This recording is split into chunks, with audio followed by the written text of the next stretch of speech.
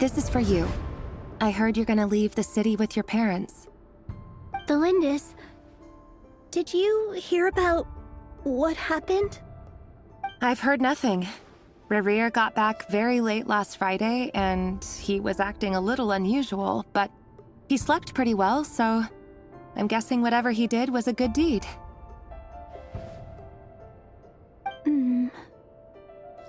You never saw him, and I don't know what he did. And this conversation never happened. You understand? What if he finds out that you pried into his secrets? Don't be silly. I don't know what secrets he does or doesn't have.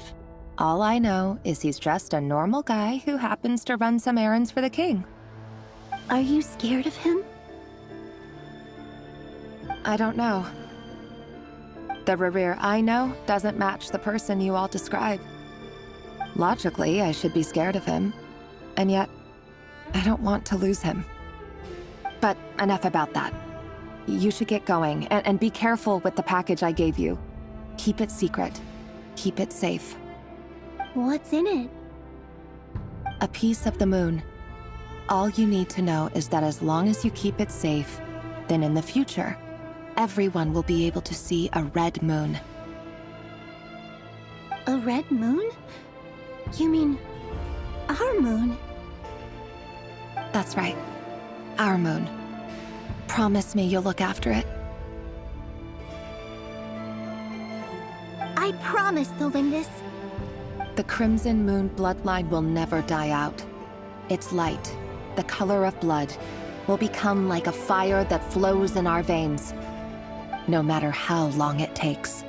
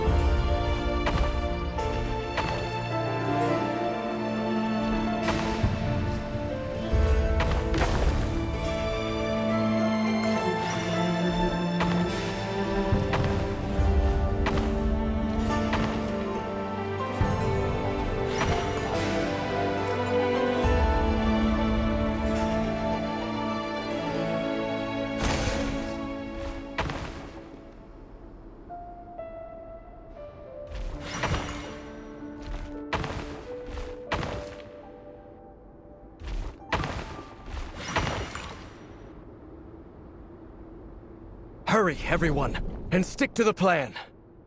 Sir Dainsleif, what are you? Is this treason? You know what happens to those who betray the throne. Please, don't do this! It is the king himself who has betrayed the throne. He has betrayed all of Conria. If you have any love left for justice in your heart, you should join me. It's showtime. Dane and his group will handle the troops in the palace. Then Hraptatir and Rhindaughter will disarm the security measures. My job is to enter the prison and rescue Vedifalnir. Stay safe. Wish me luck. Look after my brother. Draw your blade. It is time for justice to prevail.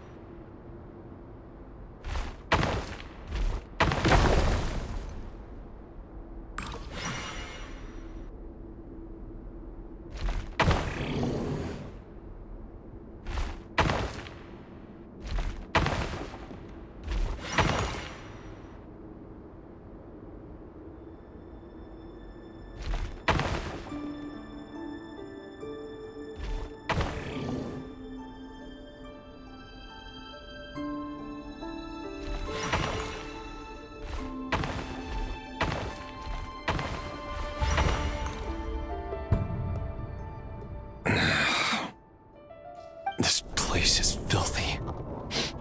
And the smell is abominable. Clearly, the king doesn't allow his prisoners a single shred of dignity. This is dire. Found you. Hello, Mr. Vedifalnir. Ah, it's you. Surprised? Oh, wait. I guess surprise isn't an emotion that prophets feel very often. I certainly felt some surprise in the moment when I was blinded. Surprise at the king's sheer ignorance. Surprise at just how unfairly this world responds to words of earnest remonstration. I'm curious. What did you prophesize this time? It wasn't a prophecy. It was a word of warning. Someone had to say it. The king has forsaken all reason in pursuit of his obsessions. I simply told him that if he continues on this path, Conria will surely fall. But he didn't listen. Worse still, he stabbed you in both eyes and locked you away. Dane asked for my help. The court is in complete chaos now, but I'm sure you predicted that. Everything is transpiring as I foresaw, yet I am powerless to change it. Fate is an immutable force. I can but lament as the inevitable unfolds. I do wonder whether giving a man the power to see the future does nothing more for him than slowly crush his spirit.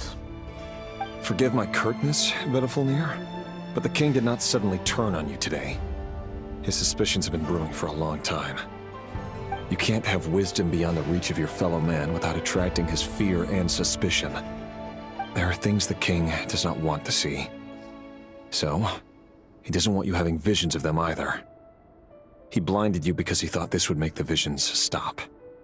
He wasn't entirely wrong. I did indeed lose my power to see the future. Right up until... Until what? Just now.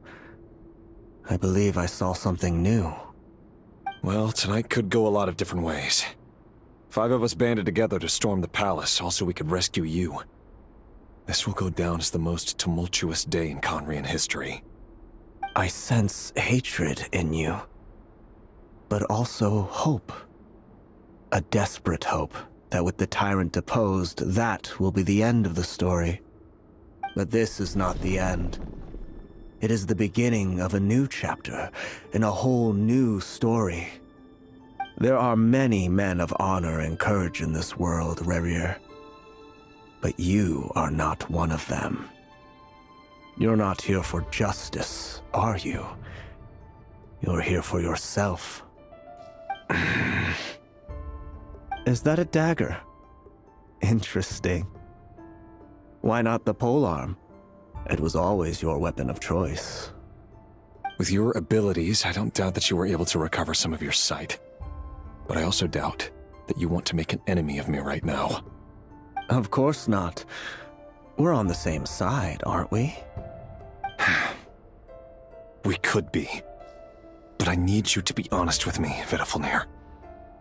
At this point, you're my only hope for the future. You mean your future? With your beloved, Felindus? Yes. And I know there are bigger things at stake here. A dynasty, a nation, maybe the entire world.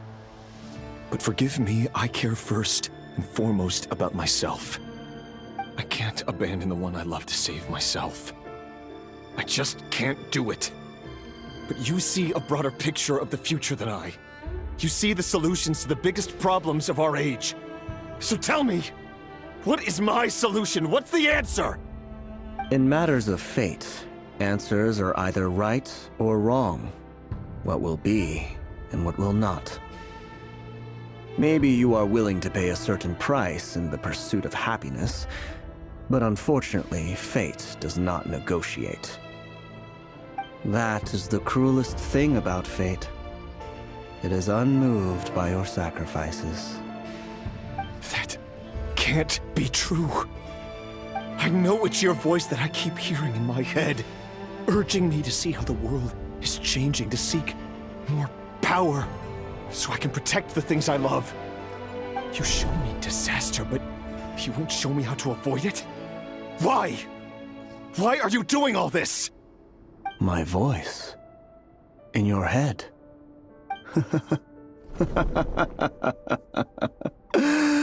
So, you hear it too. The voice that steals your mind, gains your trust, and drives you crazy. It turns out that we are not so different, you and I. Vedafulnir just broke into the strangest smile I've ever seen in my life, as if he'd discovered some monumental secret. But then he suddenly switched to looking extremely weary. Very well then. My advice to you is as follows. You must persevere. Whatever trials and tribulations you may face, be steadfast in the belief that they are your path to the future. For as long as you live, your story with Thelindis shall not come to an end. That is the only chance you have of fighting back against fate. It is up to you whether you believe my words. Regardless, that is all I will say on the matter. I have no right to intervene any further. I will hold you to your word. Thank you for setting me free. In return, I will tell you one more thing that you cannot afford to ignore. Just then, a strange wave of energy rippled through the city. We had no idea what it could mean. If I were you, I would head to the Universitas Magistrorum. The Universitas? Oh no! I'm sure we'll be seeing each other again very soon, Rerir. Whatever Vedifalnir said, I didn't catch it. I didn't even help him out of the prison. There was no time to lose.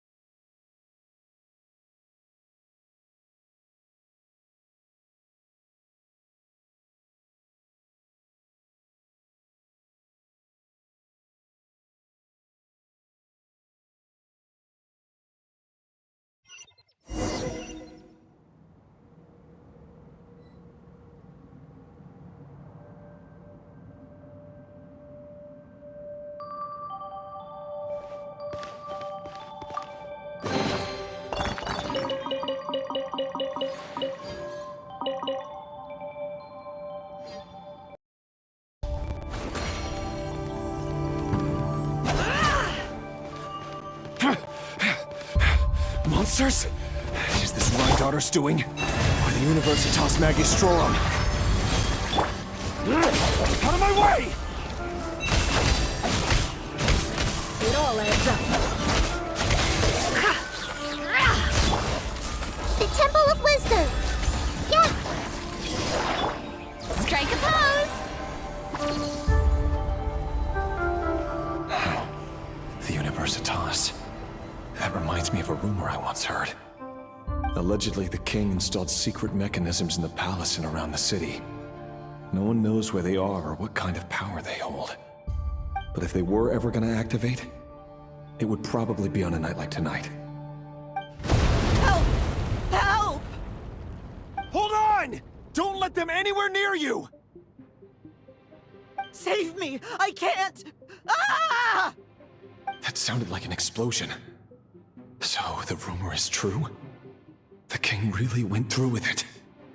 What other means does the king have at his disposal? They must run on power from the Abyss. And given it's a major center of Abyss research, anyone over at the Universitas will be in grave danger. I have to hurry!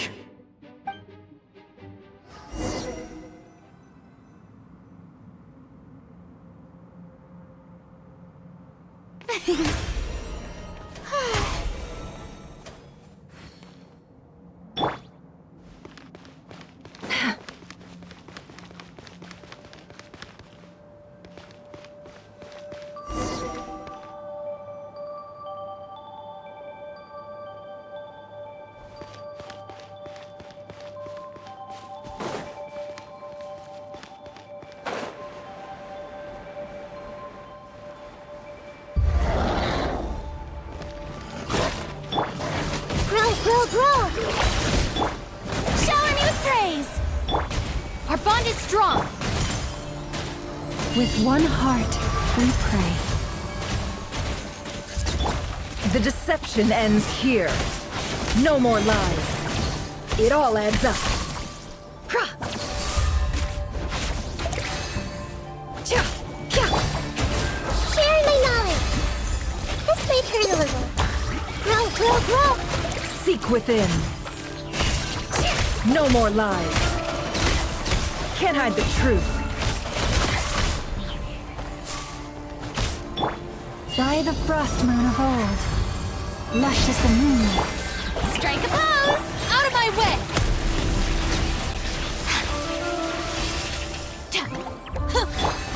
The Temple of Wisdom! Let the world collide! The mystery unravels. No more lies.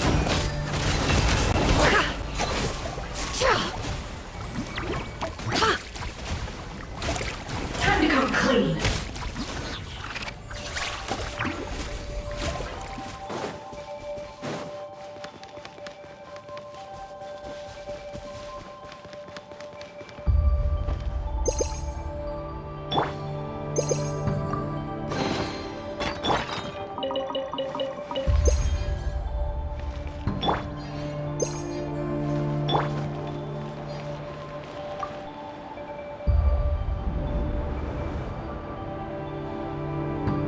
Monsters! At the Universitas Magistrorum? Why now?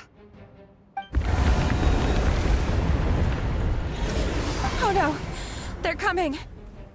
It's no use. The table won't hold out much longer. The weapons. Where are the weapons? Of course. All the lab equipment was upgraded after the inspection last week, but the new weapons haven't been allocated yet. I'm done for. Is anyone there? I need help! Ah!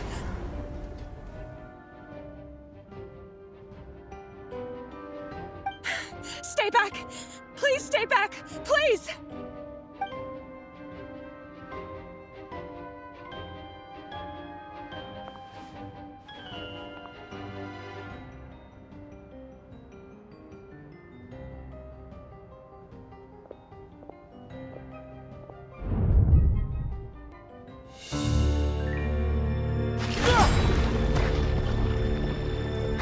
What's that?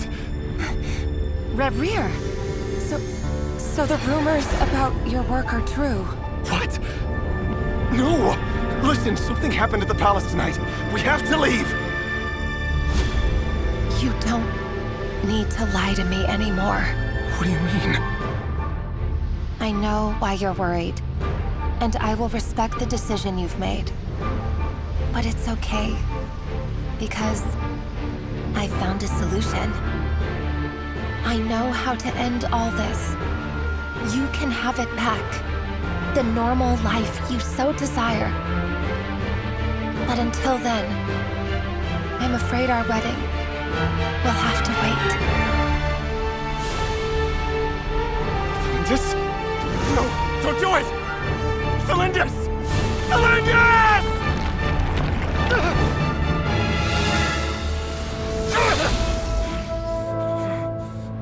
I told you, Reverie. Let her go. You will find someone better. No! No, I won't do it! I have to save her! By what means exactly? A lowly pawn. You lack the power and the strength of will. Do you know a way? Tell me! Come to the palace. Join us.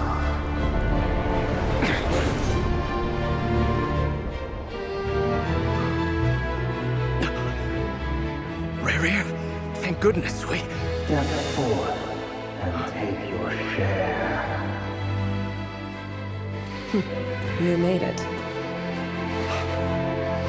Not you too.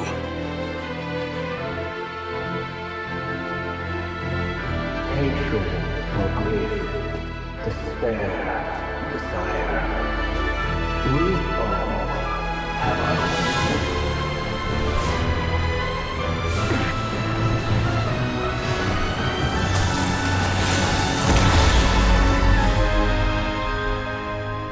Reverie.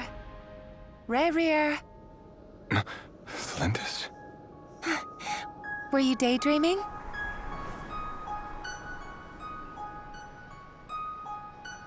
You still remember, Reverie? That question you asked me a couple of weeks ago? Oh. You mean the proposal? Yeah. I'm wondering, where do you think would be a good place to discuss it? Maybe in the garden? Or were you thinking a fancy restaurant? It's your choice.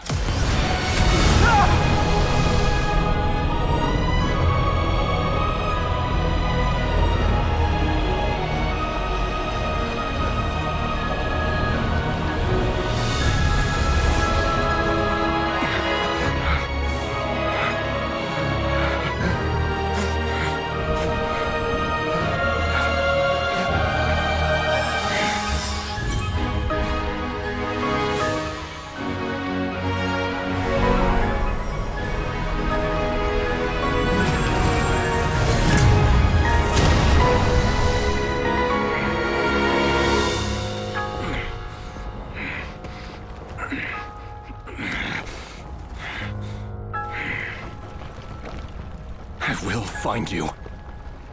And then, you can give me your answer.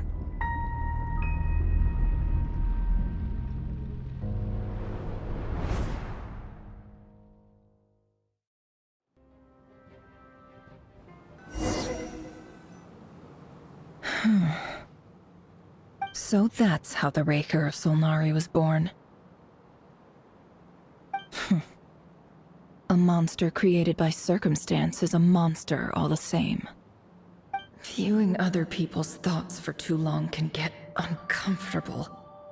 Right now, I'm feeling a strong sense of loathing. In a nutshell, the story of Conria is what happens when the truth falls by the wayside. Everyone tells little white lies, and before long, you have a huge pack of lies that destroys everything. Phew. Time to get back.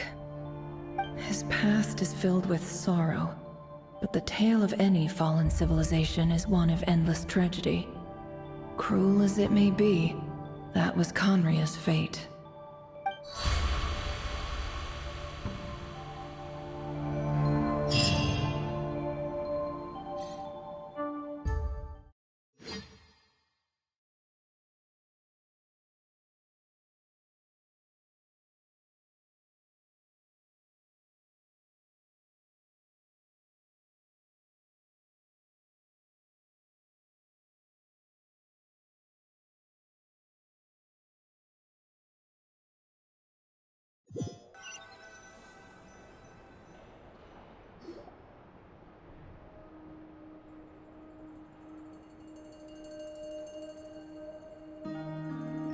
Everyone, I'm back.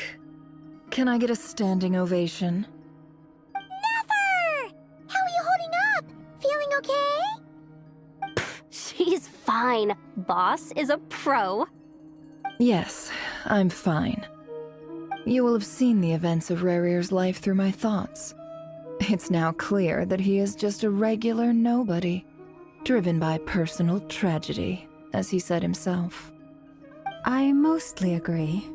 There's only so much we can know about him from his memories alone, but they did give us a clear glimpse into his life in Conria. However, I would not consider Rarir to be a nobody. He was deeply involved in the events of that era. Yet, when the catastrophe of a generation strikes, nobody is safe. Sounds to me like you're speaking in riddles again. Is this you urging me not to abandon the people of Nodcry in their hour of need? That's not what I meant. Although I do hope you choose to remain a part of the plan. Without you, the mission ahead will be all but impossible. Then try to remember that I respond better to the carrot than the stick. And I don't appreciate being bossed around. Now, as for you, Missy, you were excellent. You stuck to the rules of the ceremony and kept your mouth shut the entire time. Bravo. Cool. So, can you fill me in on the deets now? Most of what I saw went right over my head. Patience. You'll hear the whole story, don't you worry. But let's meet up with the others first. It will save me narrating it twice. Yehoda? Yes, boss! Let me get that door for ya. That's more like it. For a moment there, I was worried you'd forgotten about the first clause of your employment contract. Forgive my curiosity, but what does the first clause say?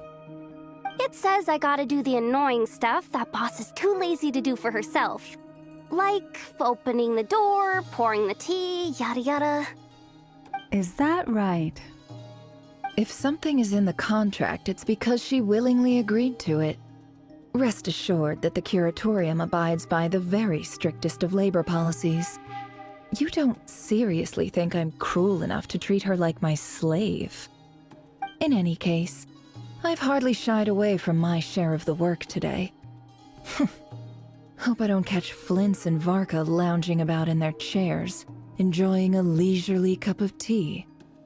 There's nothing I dislike more than other people enjoying themselves while I'm hard at work.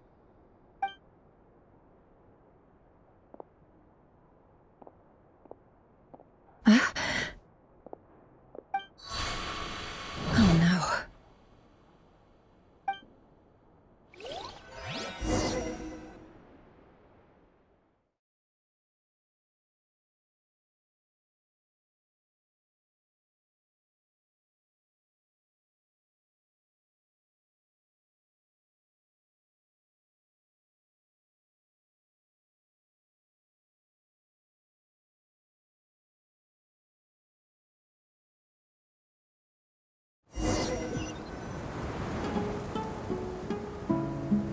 Sorry to disturb you, but we seem to have run into some trouble. Evidently so. Don't worry, I'm not about to leave you to fend for yourselves. I'm not that kind of boss. And it would go against the Curatorium's labor policy. I'm sorry? What did you hear me say? I wasn't talking about labor policy. Wait. How long have I been standing here? Not long. You just appeared by the door a moment ago.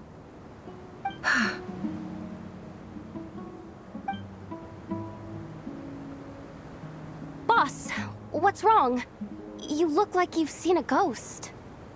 We've been tricked. We never left at all. Somehow I hallucinated that whole scene back inside the office. Hallucinated? But how? How indeed. This place should heed my will alone. All thoughts and actions that occur in here are just a result of pawns moving across the chessboard in a carefully calculated manner. And nobody has access to this chess set but me. So you control everything in here? More or less. But yes, it's a special technique of mine. Has anything like this ever happened before? Only once. It was the first time I used the chess set. Is there any similarity between what happened then and what's happening now? I suppose my thoughts are a little turbulent, which was also the case my first time. Is there anything I can do to help? The first clause of your contract clearly states that I only need your help with things that I'm too lazy to do myself. Meaning, you're not feeling lazy right now? Meaning, this is not something Yehoda can help with. The chess set is a personal treasure that I alone understand. I must be the one to find our way out of here. Boss, it's fine. Really. Let me do something useful. Oh, listen to you. Whatever would I do without you, Yehoda? What? Really? Yes, really. Where would I ever find another employee as obedient and servile as you? God forbid anything ever happens to you. Oh, okay. Well, anyway, I was thinking of fetching some water. There's gotta be a source around here somewhere. I suggest everyone finds someplace comfortable to take a rest. We gotta conserve our energy. Even though all this chess malarkey doesn't exist in a physical sense, mentally speaking, it's all real. And so is our tiredness and fatigue. You don't want to dismiss mental fatigue. Just because it isn't physical doesn't mean it's any less serious. But anyway, I got your backs, so don't worry about a thing. Don't I have the best employees? Jealous much? If we can find a suitable time, I'd love to borrow Yehoda for a day to help out at the Frost Moon Scions. Would you be amenable to that, Boss Nefer? Oh, Lauma. Have I ever told you just how pretty you are? Beauty runs from the tips of your antlers to the depths of your imagination. Time to rally, everyone. Follow me. As we continue our journey, the same rules will apply. That means stay focused and no talking no matter what we encounter. And don't disturb the chess pieces. You have my word that I will get us all out of here.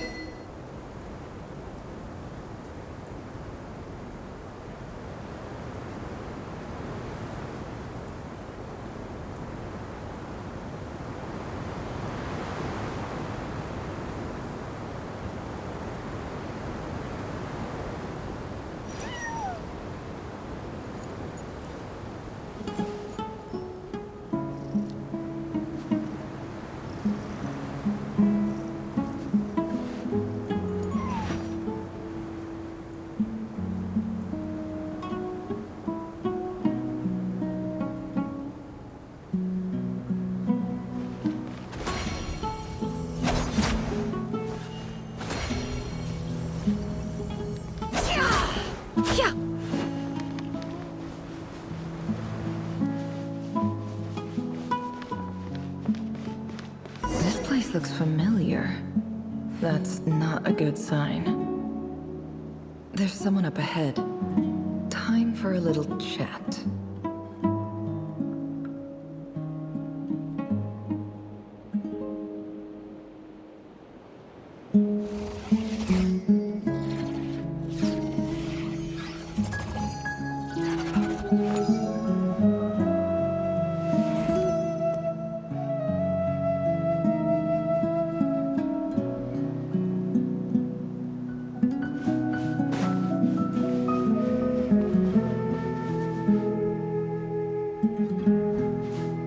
I wasn't expecting visitors at this hour. Wait, is that? Oh, it's him. There you are! Sinue's been looking for you all day. I think he has some news for you. Oh yeah? What were you doing just now, Uncle Retinue? Hiding away some more loose change? I know I saw some Mora. What do you mean loose change? Oh, come on, I'm too old for this. Just pretend you saw nothing.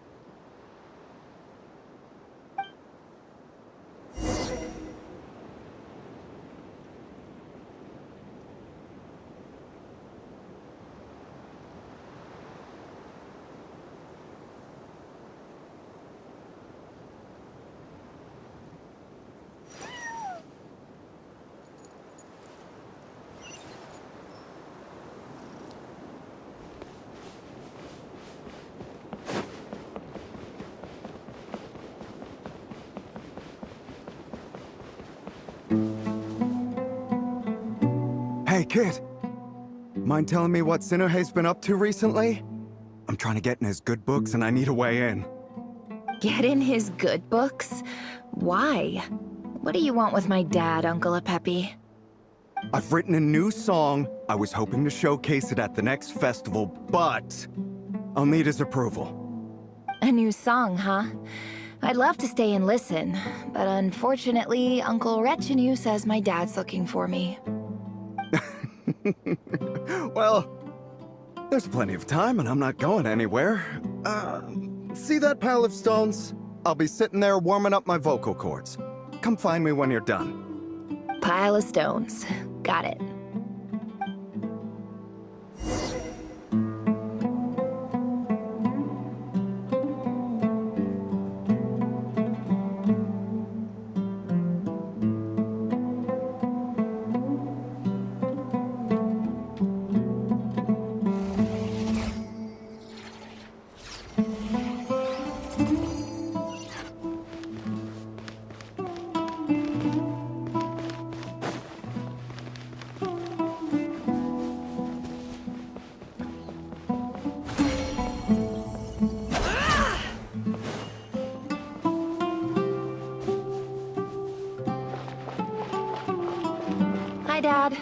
Uncle Retinue said you were looking for me.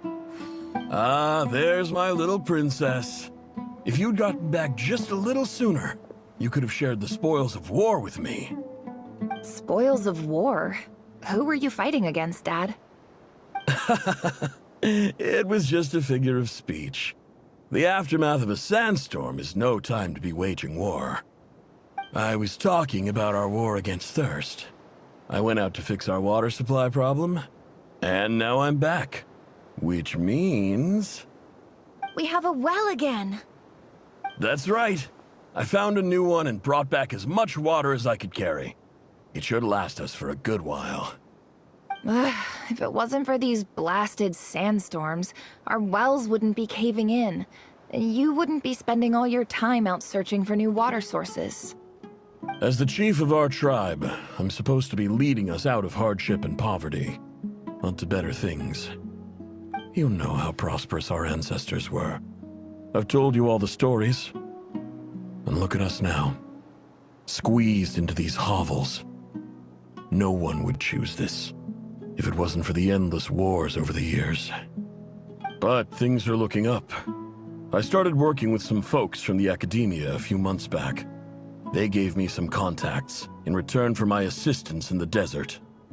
So you're the academia's helper now? Special ambassador, they call it. Think of it as a partnership. It's nothing bad, okay? We've been isolated here in the desert for too long. Seeking opportunities elsewhere is the best thing for us, and the fastest way to progress. So, do you get anything good out of being a special ambassador? Of course.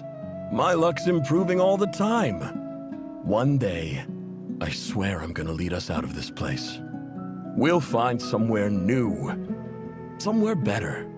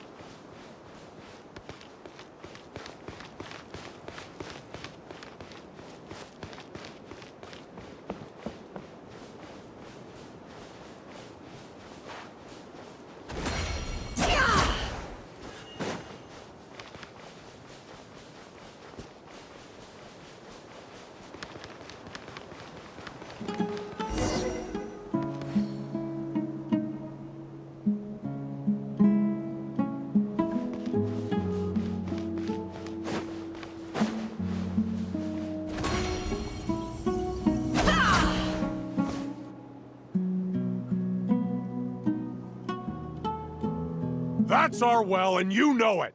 You stole from us. Well, you've gone from chief to thief, and now you have to face the consequences. Did you really think you could take our water without permission and get away with it? You're either brave, stupid, or both. And that Special Ambassador Act? Yeah, nice try. We spoke to the academia. They said it was all news to them. You're a liar and a cheat!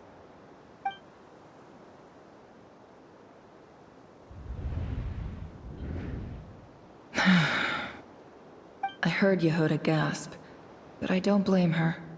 Most people are terrified by the sight of blood. Corpses strewn across the ground.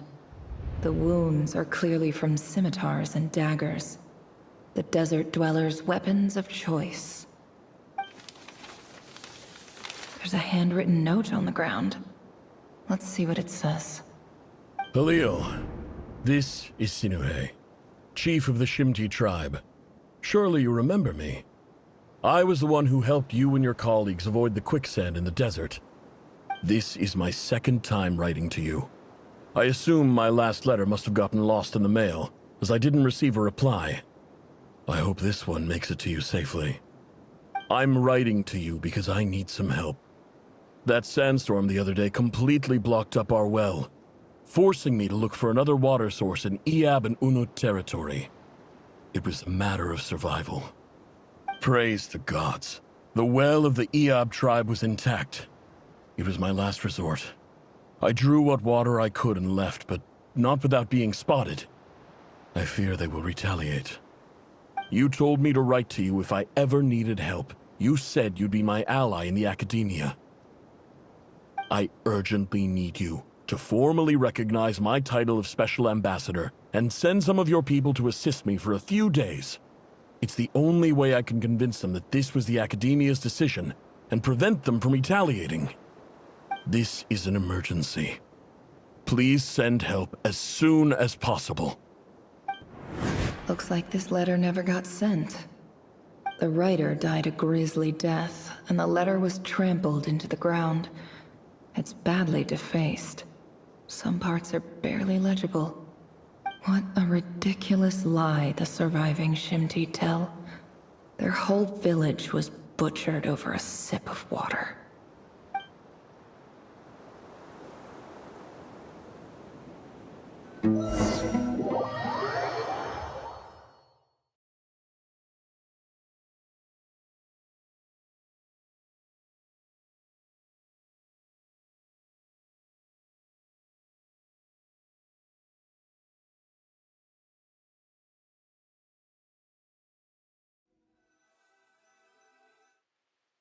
Ah, officer. Welcome. Welcome to our humble village. I thought you would at least have the courtesy to provide some respectable libations. This is the finest wine Aru village has to offer. I promise.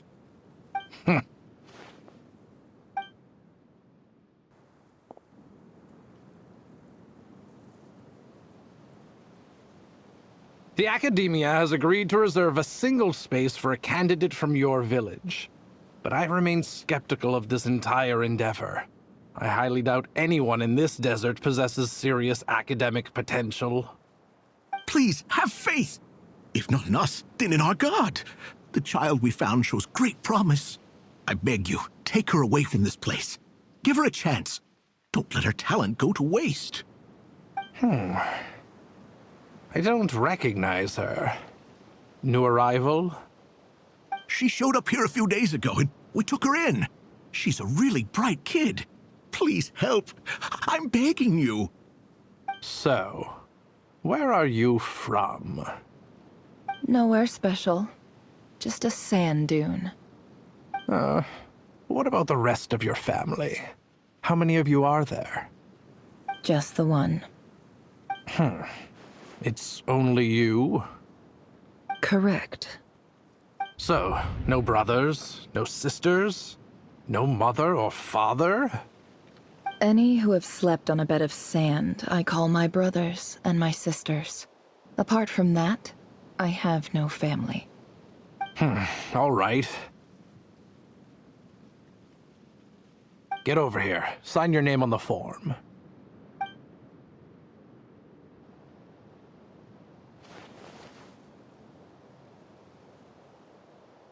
Never? You're rather fair-skinned for a desert dweller.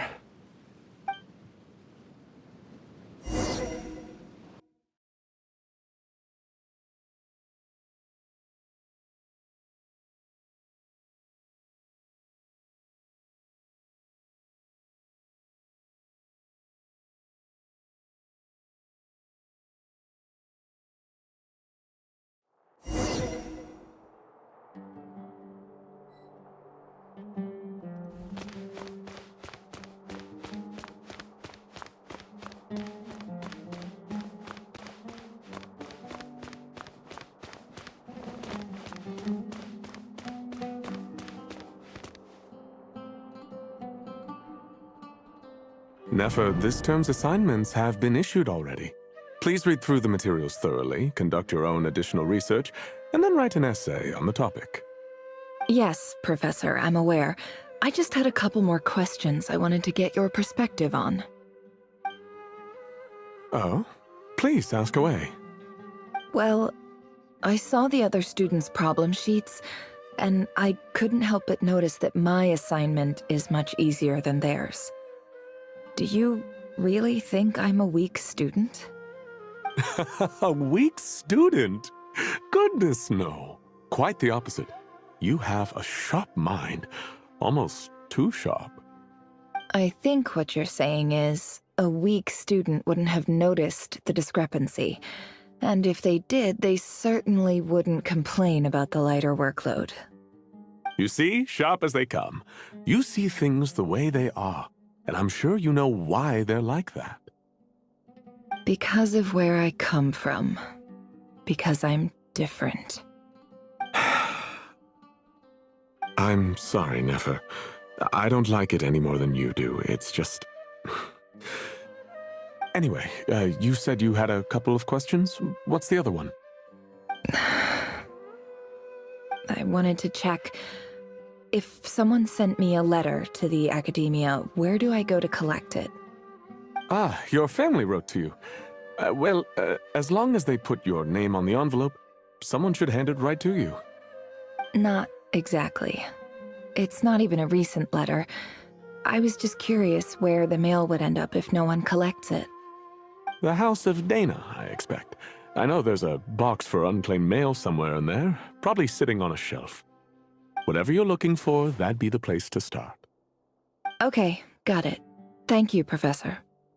Oh, don't mention it. Honestly, I feel like I failed you. I'm supposed to be your teacher, but I haven't taught you anything. Hey, don't say that. You're a great teacher, and you do your best for all your students. But the rules are the rules. You're not allowed to teach students like me. It's not just the academia either. The whole world bends over backwards for the successful and leaves the losers to suffer and die. Oh, my dear child. Don't tell me you've given up on life already. I haven't. I just think that if you want to make it in this world, you have to find a way to become successful.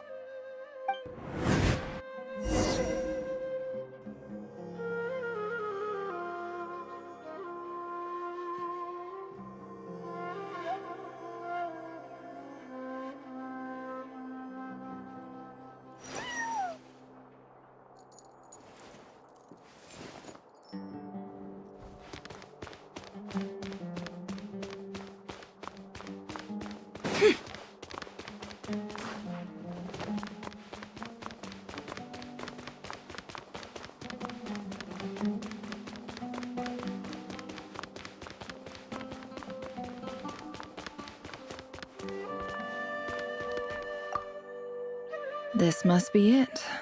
A big cardboard box full of unclaimed mail. Let's take a look.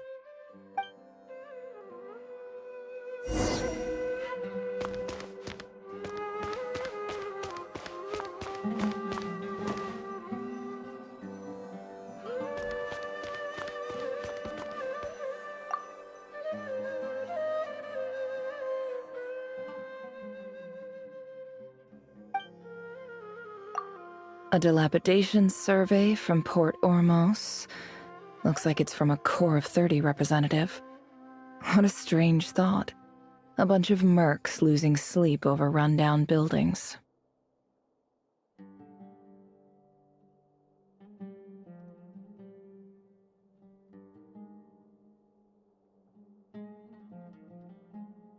This one was never even opened. I guess the recipient didn't care what the Corps of 30 had to say. Who was it addressed to? I don't recognize the name, but it must have been a Kasharawar professor.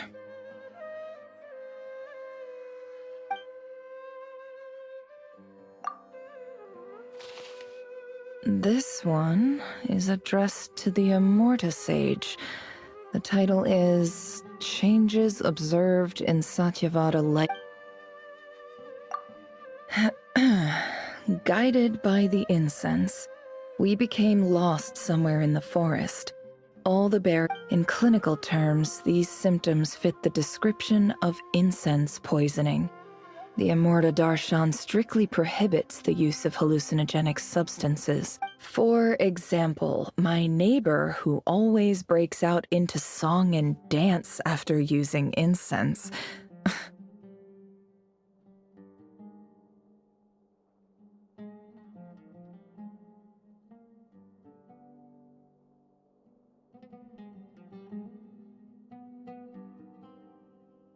This seems like something the academia would want to know about. Why wasn't it collected? Wait, what's this written on the back? The note says, "The sender authored this letter while under the influence of mushrooms. I would send it back, but no return address was provided. Stamped by the Grand Conservator of the House of Dana."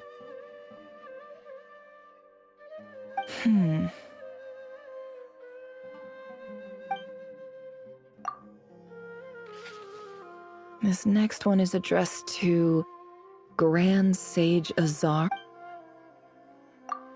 A few words of protest. In recent years, the academia has taken on a small number of students. However, it appears to me that these students have not, in fact, been provided with educational opportunities that are, in any meaningful sense, equal to those enjoyed by their peers. As well as receiving dumbed-down assignments and perfunctory tutoring, they do not even have full access to the Akasha system.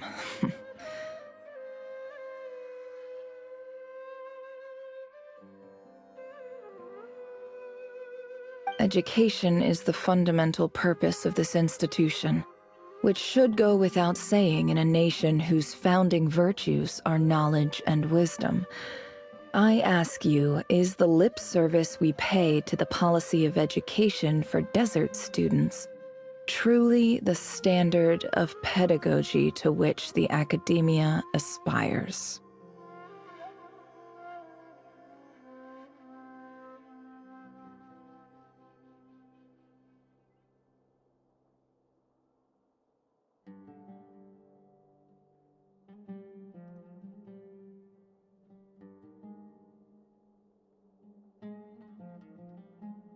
As Grand Sage, policy decisions are your prerogative, but do not forget your roots. You and I were once students too, as was everyone else in this. I do hope you will give some serious attention to this matter.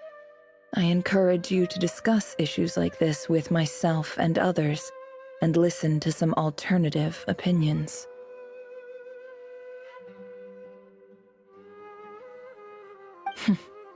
Great letter. Shame it didn't get to where it needed to go. And the sender is... Huh? Sage Cyrus of Spontamod.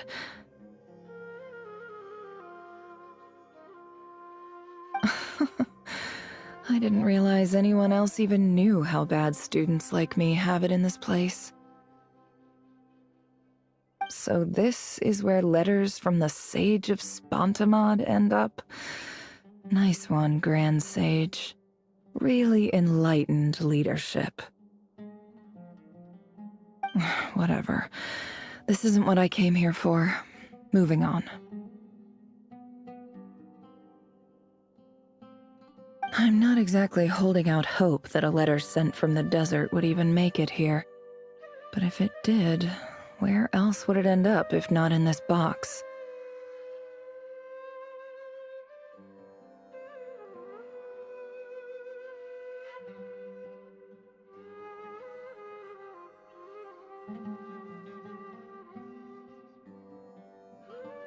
I can't believe how much discarded mail there is. Must have been years since someone last went through it all. And this is just one box. The whole House of Dana is boxes on shelves.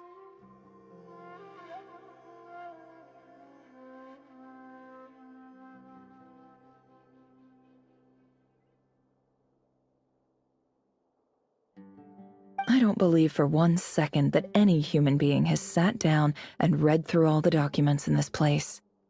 Who has that much free time on their hands?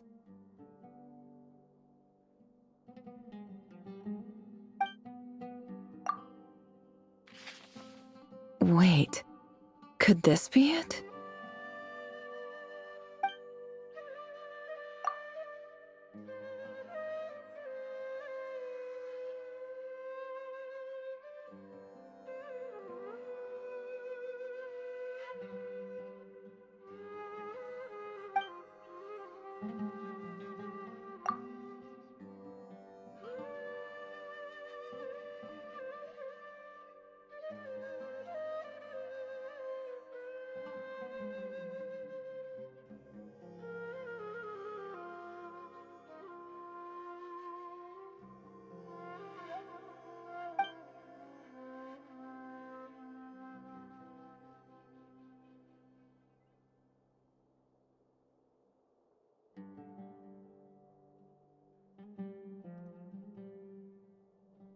Greetings, Halil. My name is Sinuhe, chief of the Shimti tribe. I was the one who came to you and your colleague's aid when you ran into trouble in the Great Red Sand. I don't know how well you remember it now, but I brought you to safety and gave you some water and other supplies. You seemed very pleased and told me your name. In my tribe, learning a person's true name is serious business, and I therefore see you all as friends. You were kind enough to leave your contact details, so we could stay in touch. The Shimti tribe lives a harsh, nomadic existence in the desert. You were sympathetic towards my plight, promising to make me a special ambassador of the academia and help us find a way to make a better living. This brings me to my reason for writing. Our tribe has fallen on particularly hard times, and I would like to ask for your assistance. There was a terrible sandstorm a few days ago, which blocked up the well in our land. To ensure my people's survival, I had no choice but to venture into Iyab and Unut territory in search of an alternate water source. The Iyab and Unut are descended from the Thamudians. While we trace our ancestry to Tulatala, we worship the Lord of Flowers and have had relatively good relations with our fellow tribes up until now. I found a well belonging to the Iyab tribe. They declined to help us, but I really had no other option. So I took some water to keep me and my tribe alive. My actions are certain to incur their wrath. When we met, you assured me that you would be my ally in the academia. I would like to take you up on that offer, because I really need your help. I wonder if you could send an academia representative to meet with me. That aside, the last time you were here, you mentioned that the academia had started accepting students from the desert, and I told you a little about my daughter, Nefer. We have next to no resources here in the desert, and my power and influence are limited. Would you consider enrolling my daughter at the academia? She is a smart girl. I know she won't disappoint you. From the outset, the academia never took you seriously. Those things they promised were just empty words. I doubt they even remember the name Sinuhe. And you were so emphatic that your luck had finally changed for the better. You swore you'd lead us to a better place one day. You spoke with such conviction, like you were the most powerful chief in the whole desert. You liar. You lied about everything. You promised the world and delivered on none of it. And who fell for it? Just me, by the looks of it. Despite your best efforts. Which makes you a pathetic liar. You weren't even any good at it. I think I'll take over from here. Let me show you how it's done.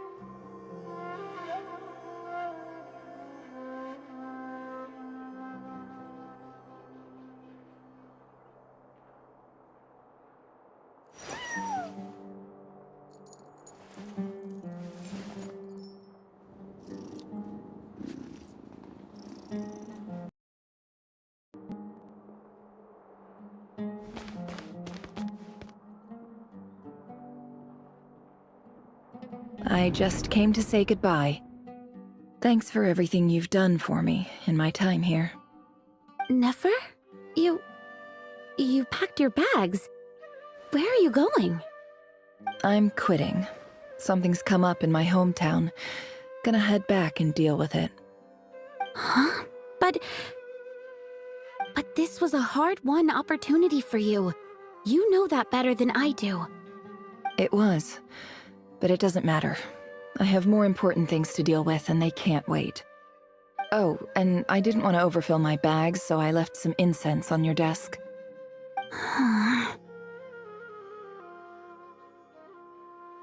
What's wrong? I thought you liked incense. Although, I did read somewhere in the House of Dana that it has hallucinogenic effects. Don't use it all at once, all right? Isn't this the stuff you brought from your hometown?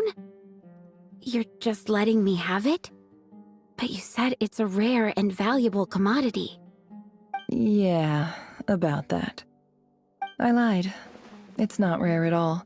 There's this bunch of ruins near my hometown that are practically overgrown with this plant. It's not worth much. Keep it, it's fine. But Nefer...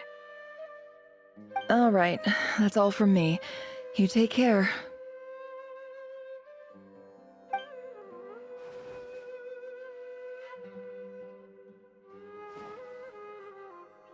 Don't forget me, okay? I mean, we're more than just classmates, right? We're friends. Yeah, I'll remember you. I lied again. That incense is worth a fortune, and it's a rare find even in those ruins. And as for remembering her, I have far too much to do when I get back. No time to reminisce. I'll be lucky if I even make it through this alive. But either way, I expect I'll forget you pretty quickly.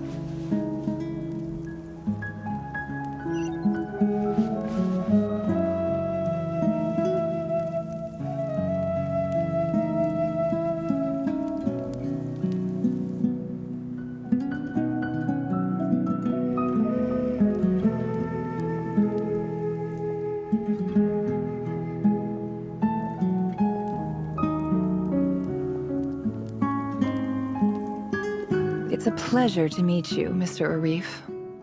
So, what does the Academia want? Since they've sent their special ambassador, I assume there's a big business deal to be made. If not, I'd be very disappointed. Please, sir, lower your blade. You're lucky I'm the one they sent. Not all special ambassadors share my admiration for the Eab people. The ever-shifting balance of power in the desert reduced the once great civilizations of this region to rubble and sand. But the story of the Eab has a very different... Huh. So, you do know who you're dealing with? This well is the perfect symbol of your strength, is it not? It used to belong to the Unut, but it looks like you have control over it now. You're not wrong. But I'm sure you didn't come all this way just to flatter us. Of course not. I came to bring you some very good news. Some information that recently came to light, which might just be your ticket to freedom. Records uncovered by the Vahumana Darshan show that a certain well currently under Eab control is built on top of some ancient ruins. These ruins are of great archaeological interest to the Academia. I checked the map carefully on my way over here, and I'm confident that this is the well in question. The Academia is offering 50 million mora in return for excavation rights. 50 million? No, wait. If these ruins are as important as you say, 50 million's a little low, don't you think? Don't get greedy, Eab. We know far more than you think. We know that you seized this well by force. Wasn't that the first step in your rise to power? To drive away the Unut and steal their water supply? So what if it was?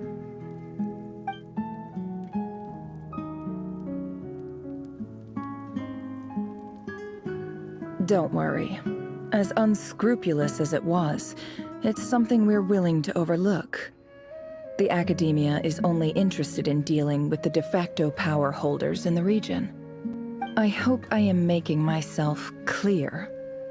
And I hope your words are the truth. If I find out the Academia is trying to play me, I'll hunt down every one of your people and make you watch as I cut their heads off one by one.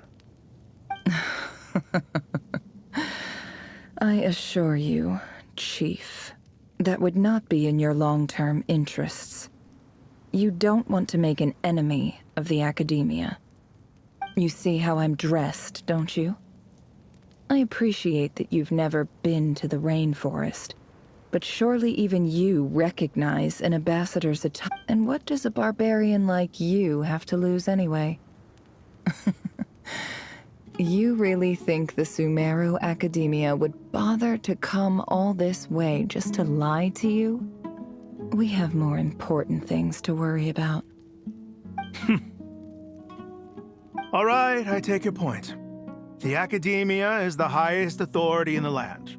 I'm sure you're trustworthy people. In that case, we have a deal. We will sell you the excavation rights. I'd like to thank you, Ambassador. This is good news indeed. Excellent news. In fact, it calls for a celebration. Would you do us the honor of staying a while and enjoying some Eab hospitality? Gladly. I am partial to wine myself, and I trust you are as well. So let's indulge in a few drinks together, in celebration of this momentous occasion.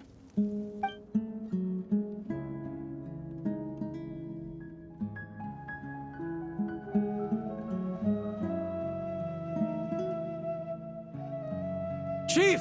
Chief, it's an emergency! It's the Unut. They've taken the well. What?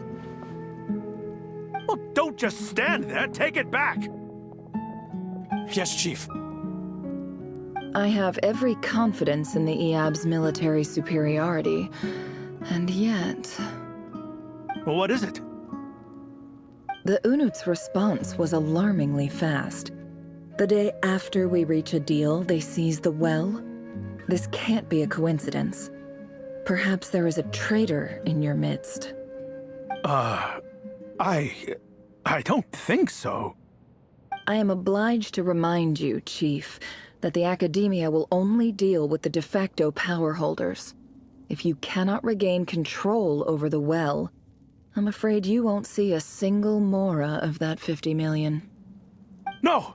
Please, Ambassador, just give me some time. I swear the Unut will not get away with this. That well is ours, and so is the mora. Glad to hear it. I will wait here for an update. If there is a traitor, I will find them. In the meantime, make yourself at home. I'll report back as soon as I have an update. Much obliged. Wow. All it took was a few words and I've got him wrapped around my finger. What an amazing feeling. So, in summary, Ambassador, the Academia would rather negotiate with our tribe instead of the Eab, yes? The Eab are ruthless murderers who don't listen to reason. And now they have the gall to interfere in our research projects in the desert region. So let me ask you, Chief. If you were the Academia, what would you do? Kill them all, of course. Precisely. The Academia does not tolerate those who stand in our way. The Eab have held back our academic pursuits for too long, and our patience is wearing thin. At the same time, there is simply no way that the Academia can be seen to be intervening in desert affairs. I'm sure you understand where I'm coming from. We have our own rules out here. If the rainforest dwellers raised arms against a desert tribe, you'd start a bloody war. Right. We can't confront them ourselves, but we can support their enemies. The Unut have always had strained relations with the Eab, which makes you our natural allies. Natural allies. Weren't the Eab your allies once? You were quick to send them after us to protect your interests back when we stole that water. And now look at you. You're at each other's throats. Let me be clear. The Academia wishes to collaborate with the legally recognized rulers of the desert in this matter. We are asking for excavation rights to that well, and our offer is 50 million mora. Say no more. I believe we have an understanding. Good. Then I suggest you get to work. Get us access to that well, and the mora's yours. You see, Dad? Lying is easy when you know how. People will believe anything.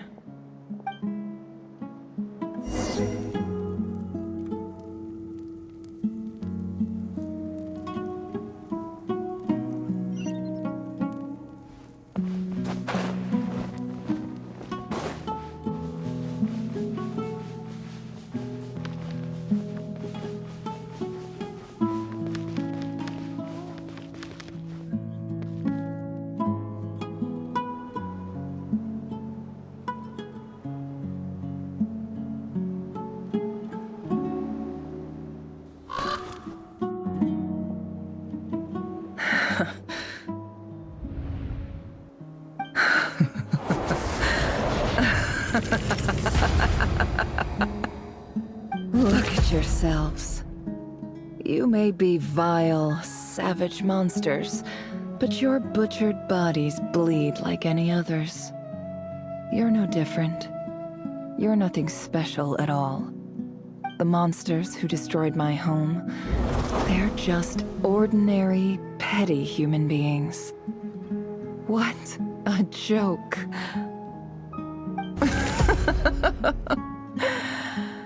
I think we're even now. Maybe I've even done the desert a favor. It's a better place without all these people around. Oh, Sinuhe, my gullible fool of a father. Perhaps if you'd been as ruthless as I was today, our tribespeople would still be alive. In this dog-eat-dog world, a chief needs to be tough to survive. But you couldn't do what had to be done. So I did it for you. Nefer, it's okay. All of this is in the past now. I believe I remember you promising to remain silent. Yeah, but even so... Yehoda, is there anything you can do to ease the tension?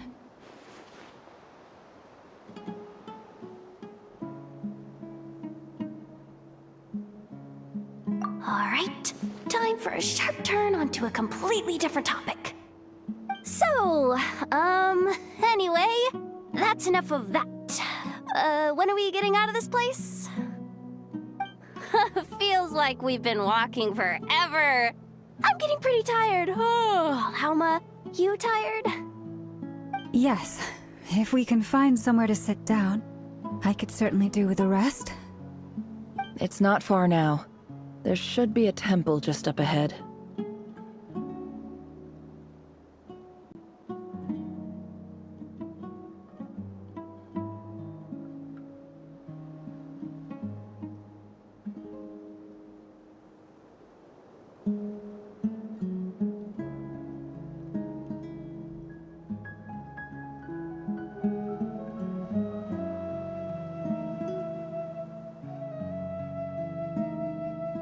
Yes. Really? A temple? That's where this story ends?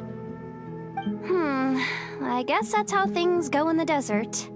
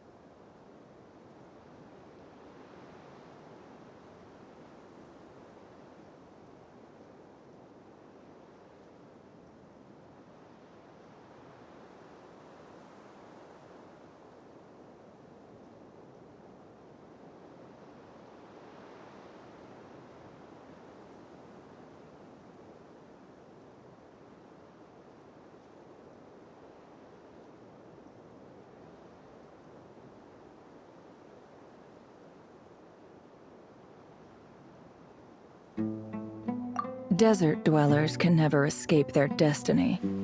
Or so everyone says. I never wanted to believe it, but looking back now, I'm as desert as they come. You mentioned a temple. What's waiting for us there? My biggest trade secret of all. Ah. Then I'm guessing it's where you got your power from. The power to peer into other people's minds. I didn't know you were clued up on any other religions.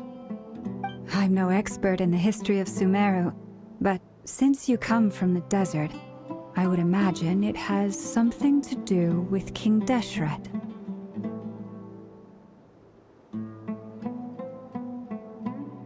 Sounds impressive.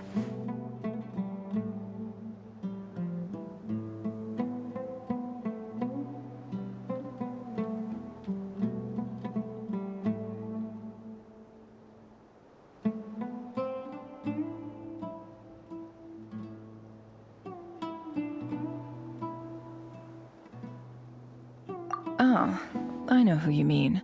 General Mahamatra Sino. The spirit of Hermanubis dwells within him. That's Boss Neff for ya. She knows everything. Sino's hardly a figure of obscurity, but I know about Sethos too. What about him? Is he a big deal or something? Well, he's not a small deal, let's put it that way.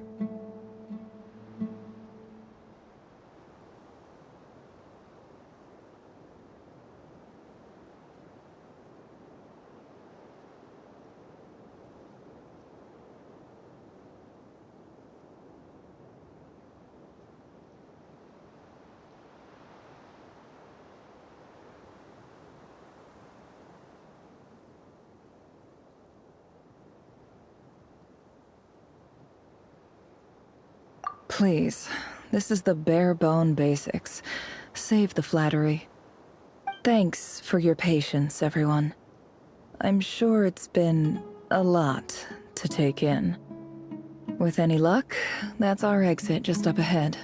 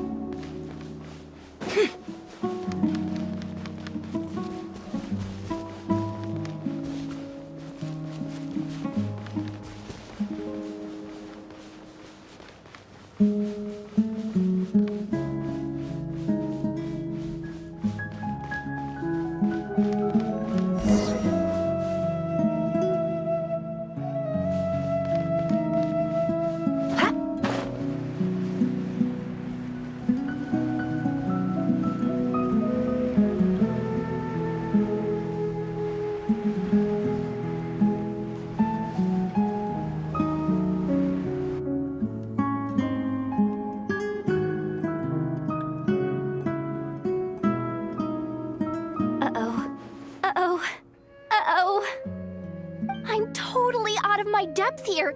I don't have anything to add about any of this stuff. Like, look at that statue, for instance. I want to do the whole name-dropping, this girl knows her stuff thing too, but I've never seen anything like it before. A statue with the head of a bird.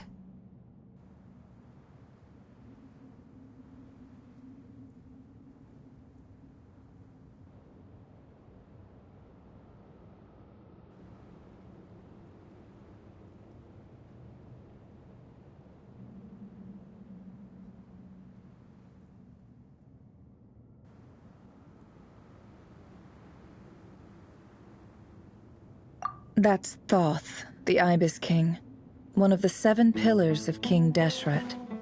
The legends say that he, the Crocodile King, and the Goat King were the 3 retainers of King Deshret. Let's take a look.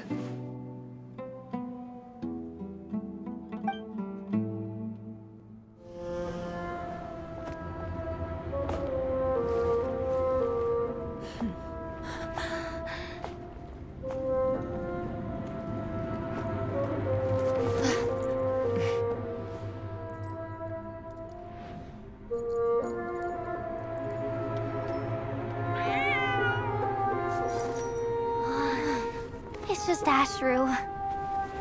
So, all is well?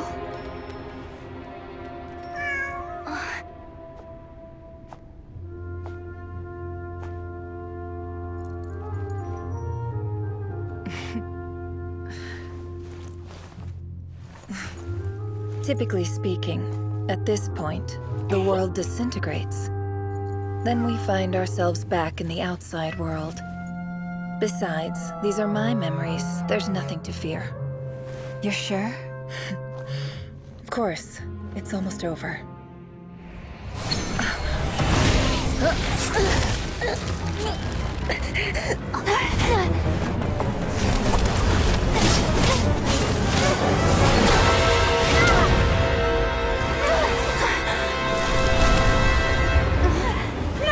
Hold on!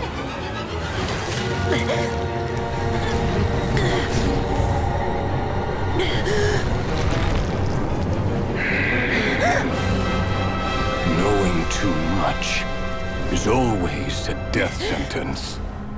Speak for yourself.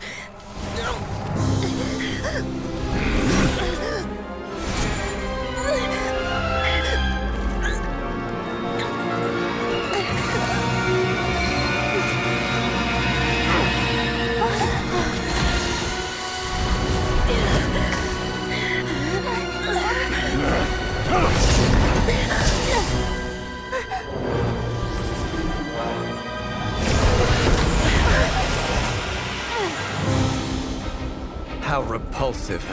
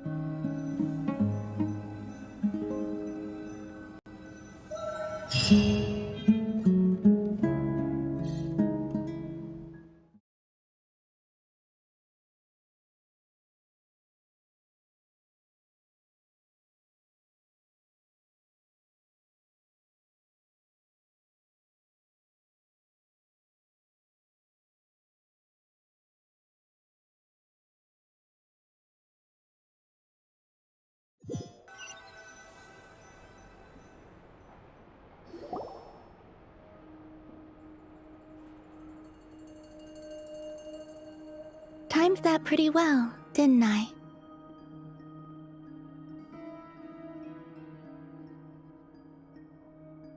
It's okay. I'm just glad no one was hurt. Paimon noticed you doing something too, Dainsleif. Were you helping get them out? Of course. When I asked Nefer to conduct this investigation, I was not naive to the dangers involved. I had a duty to ensure your safety. Good to know your sense of justice is still intact after all these years. I take that to mean that you saw the truth. That comes as a great relief. I certainly did. And thanks to your help, I also managed to trap Rerir inside the chess set. Whoa, really? How'd you manage that? Well, to be honest, I sensed that something was wrong long before we made it to the temple. By using this fragment to probe into Rerir's past, well, the monster formerly known as Rerir, it seems I alerted him. I was tracking him, then he caught on and started tracking me too. Can't say I'm surprised. But how did he track you through your thoughts alone? That shouldn't be possible.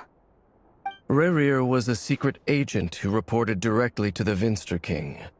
He is an expert at finding a trail and hunting down his pursuers. No wonder. He infiltrated the chess set, read my thoughts, and built a new virtual chess set inside of it. That's why we weren't able to leave at first.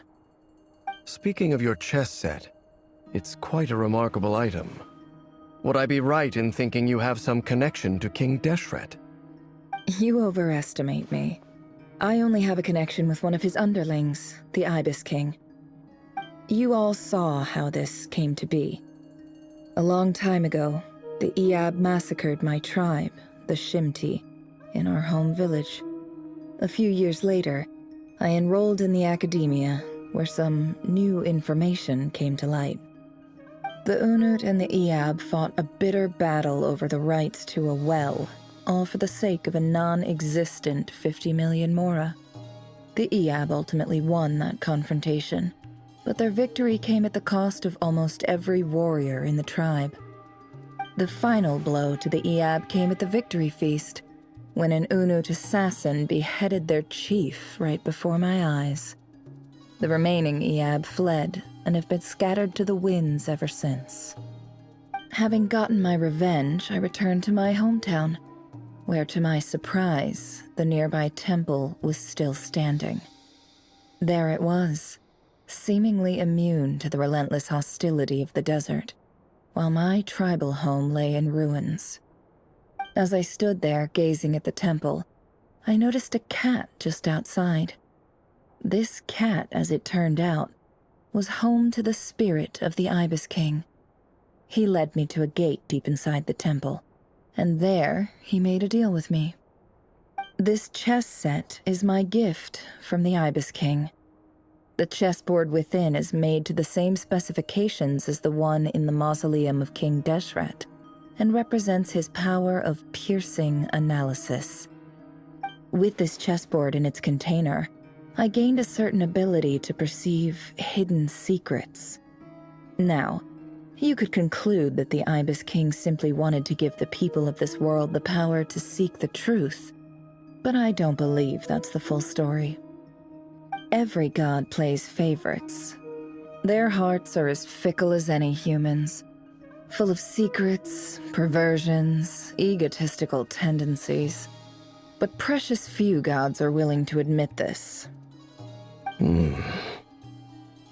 It is the same with all powerful forces, including fate itself. Their gaze falls preferentially upon a select few. As you rightly point out, this is an act of favoritism. If you're alluding to the Abyss, then yes, I agree. Gather the others. It's time to share everything I've learned.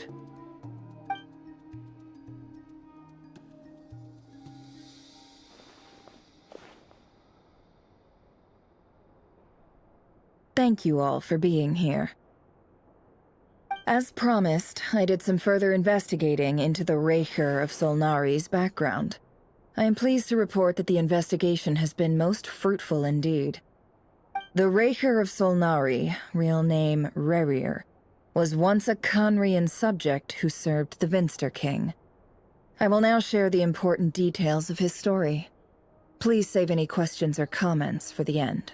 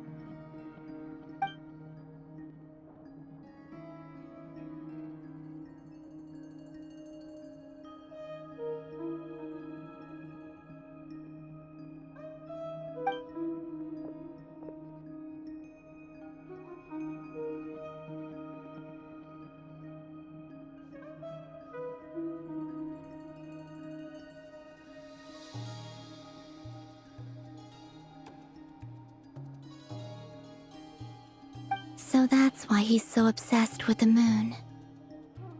A tragic tale, to be sure. But it does not excuse his many transgressions. No matter how much Rerir suffered in the past, the fact remains that he is what we know today as the Wild Hunt, wreaking havoc upon innocent lives in Notcry. He becomes more dangerous with each passing day. If left unchecked, it is simply a matter of time before all of Tevat suffers the consequences. This is a threat that the Knights of Favonius cannot ignore. A question for Miss Columbina. Forgive me if this is presumptuous, but have you ever seen the spatial gateway that appeared in Rerear's memory? Never.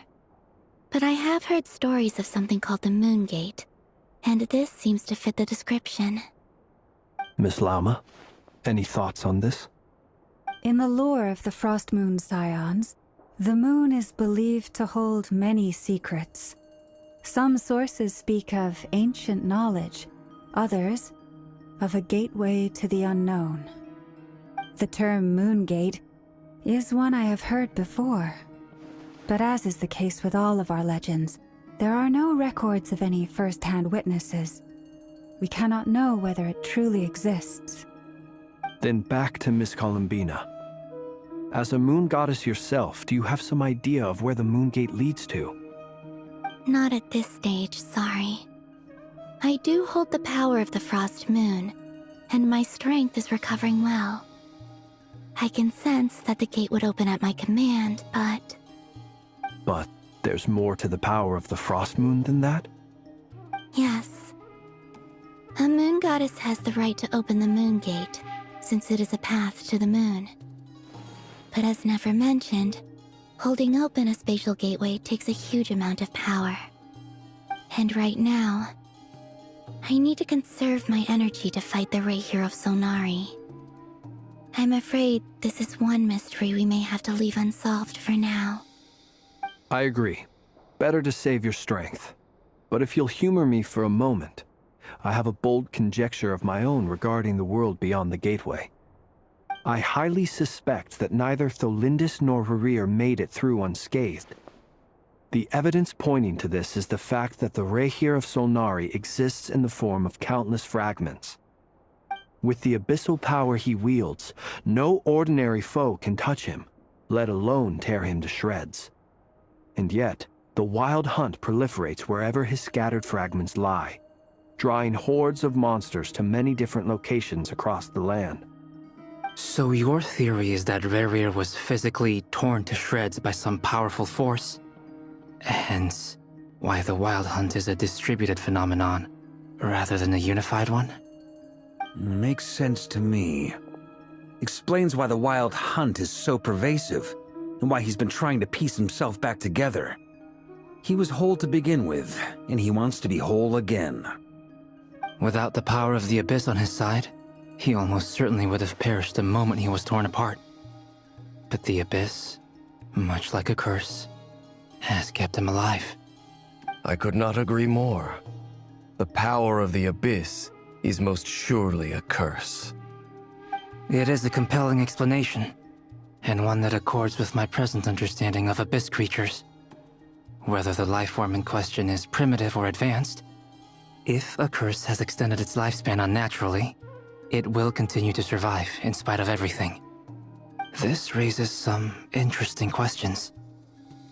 I will run some experiments and see if there is any validity to my suspicions. That being said, regardless of whether my research bears fruit, I would like to thank Miss Nefer for conducting such a thorough investigation. Already, it has greatly enriched my understanding of the entity we face. My pleasure, Mr. Albedo. I too hope that the information I have shared today proves useful as we look to formulate the next stage of our plan. Hey! What is it, Dainsleif? You look really upset! It's just... when I think of the man I once knew as Rerir, I struggle to understand why things had to turn out like this. The two of you used to be friends, didn't you? I don't know if these words will bring any comfort, but my heart goes out to you. Mine too. We can never know all the hows and whys of the way things are. The moon and stars are full of untold secrets and lies, and the skies are host to many more mysteries than these alone. Yet, none of that can begin to compare with the complexity of human life. Those are the first comforting words I've heard in a long time. Thank you, both. Well, I think this is a good place to end today's meeting. I'm sure Nefer needs some time to recover. She's been through an awful lot today. That's Very thoughtful of you, Llama. Of course. Sounds good to me. Take some time to rest and digest before we reconvene to nail down a plan.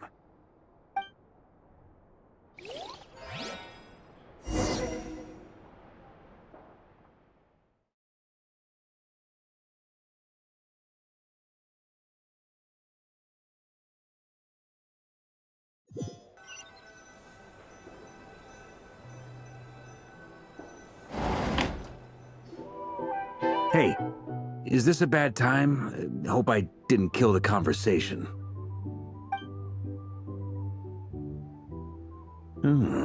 Nice room. Oh, I'm not coming in, though. Why not? It's just a hotel room. If it's all the same, I'll just stay out here. I might not look the part, but I'm technically a knight. Barging into people's private quarters isn't the kind of thing we do.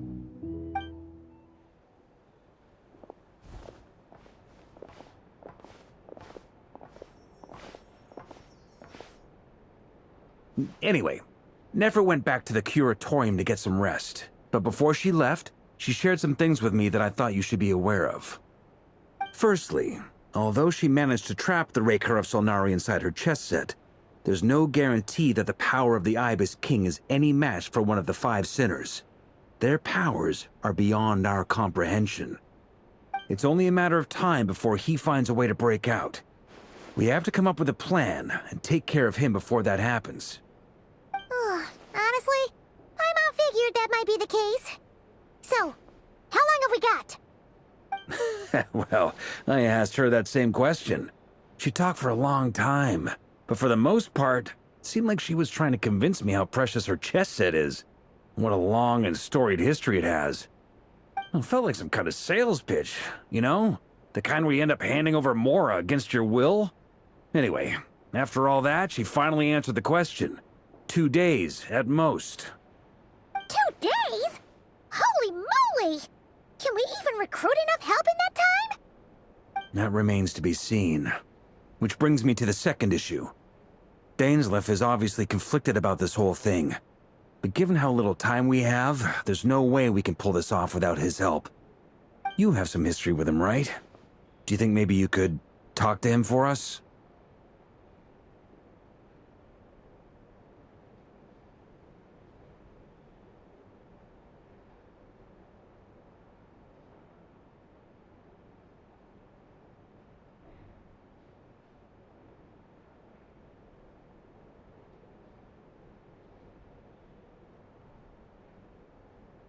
Great. I appreciate it. All right, on to item 3. So, Albedo, Durin, and I put our heads together and came up with a plan. Can't promise it's gonna work yet, but at least it's a start. We figured we'd bounce the idea off you first. We'll explore it further once everyone's recovered.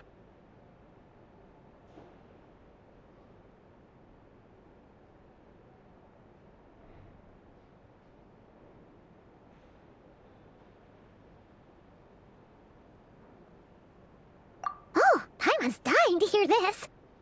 All right, so here's what we're thinking.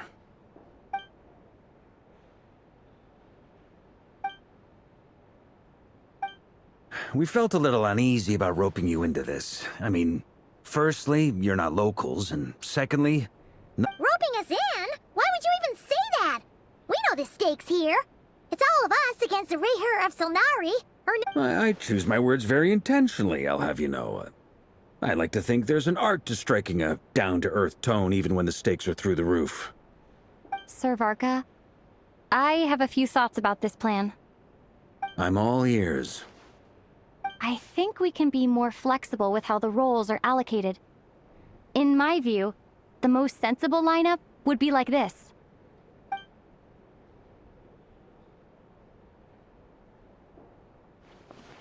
I see your point, yeah. But if that's how we're going to approach this, you'd better make sure you're ready. To be clear, I don't doubt your abilities. Far from it. I just want to make sure. Are you really willing to take all this on? I want to do everything within my power. The Reher of Solnari is a truly fearsome opponent, And if I do my part, it'll greatly reduce the risk for everyone else involved. Well, that tracks with what I've heard. Jean's mentioned in her letters that you're so diligent it's almost abnormal. As in, most people weigh up the risks and rewards in situations like this. But you seem to just march towards danger without a moment's hesitation. Of course, everyone appreciates a fearless pioneer. But all that aside, I'm the Grand Master of the Knights of Favonius, and you're our honorary knight. I want to make sure your courage doesn't come at the expense of your safety. Thank you, Sir Varka. I should be the one thanking you. It means a lot to have you on board. I'll give some serious thought to your suggestions.